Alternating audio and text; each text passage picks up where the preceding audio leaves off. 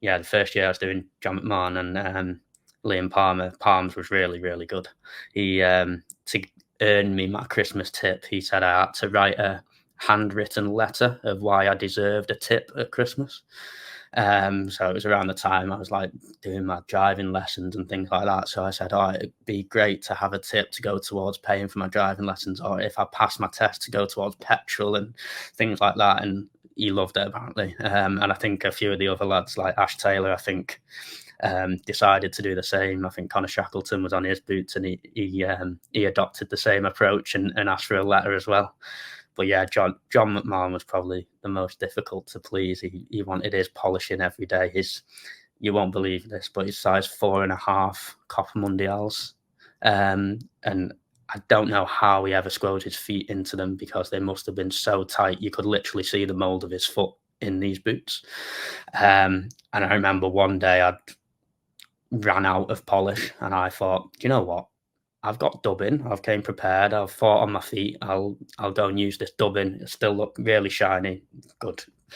Anyway, left him in the place. There he goes. Anyway, after training, he comes back and he's like, Joe, what the effing hell have you put on my boots?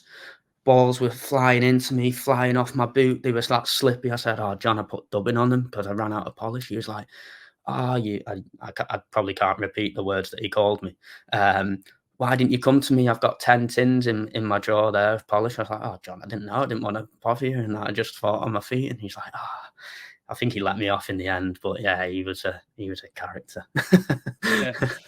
We had John on here a few months ago, and he had some stories to tell. He really did of how he treated some of the YTS players maybe 10 years before you, and the punishments that he used to make them do if something went wrong that he probably couldn't have put you through by the time he came to the end of his time. I mean, did you ever have to do any punishments? There was one that obviously, like I say, tied in with the boots. We had, for an away game, we had to organise the boots, put them in the skip for the players. So you'd have to go to your player and say, right, what boots do you want for the weekend? Shin pads and that. And it's like middle of winter, and I think it was Cole Stockton's boots that someone had not put studs in. And the pitch was a mud bath, and he's there running around in mould, slipping everywhere. So we got called in on a Monday afternoon. So full day on a Monday was college, and then you just did a bit of gym work at the end, and then you got off. But Garno told everyone to stay in the classroom after college, and we're like, oh no, this can't be good. And John McMahon came in. He's like, right, he was on Cole Stockton's boots, and whoever it was, I can't remember, who owned up. Said, right, go and get your kit on. Meet me at the bottom of the cop. Oh no. And then so I go and get changed. And he says, right, run to the top, run back down. And so we start running up this. And I don't know why, I can't remember who it was, but someone asked when we got back round after like 2 or 3 times we'd been up and down the cop, how long are we doing this for, John? I was like, oh no, why has he asked that? And John just goes, till I effing say stop, now run. And we just kept running. I can't remember how long we did it for, but it felt like a long time. I bet it did. I mean, two things really strike me from the stories you've just told. One, I mean, you're talking about Cole Stockton, you're talking about Liam Palmer. They're probably only about 3 or 4 years older than you when you were doing it anyway, if even that. So, these players weren't too far past where you were hoping to get. Yeah, exactly. And the second thing is cleaning those balls. You were playing at Raby at the time.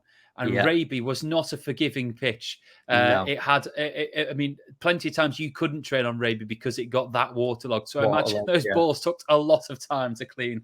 Yeah, and Ingleborough wasn't the best either. Ingleborough arguably was probably worse because it was thicker, soggy, like mud that just stuck to it. Whereas, like you say, Raby was very bad for getting waterlogged, but pitch was always pretty decent in terms of surface and stuff.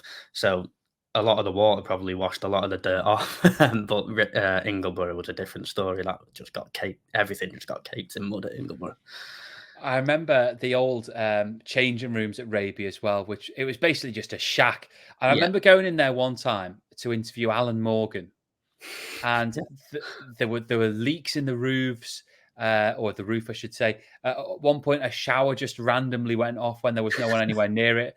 I mean, they weren't the best facilities at the time, were they? No, it sounds sounds very like Raby. Yeah, the pitches I always thought at the time that I played were really good. Other than, like you say, when it was really wet, they get quite waterlogged. But we had the thing of training at both Ingleborough and Raby, and it was always like, oh yes, we're at Raby today if we ever went up there. But yeah, the facilities in terms of changing rooms and stuff.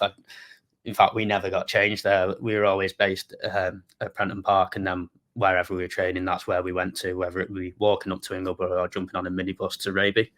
And even on a match day, we'd get changed at Ingleborough and then minibus up to Raby. So we just didn't use the changing facilities at Raby. It was literally just used to throw your boots on and leave your trainers in there on a training day, and that was about it, really.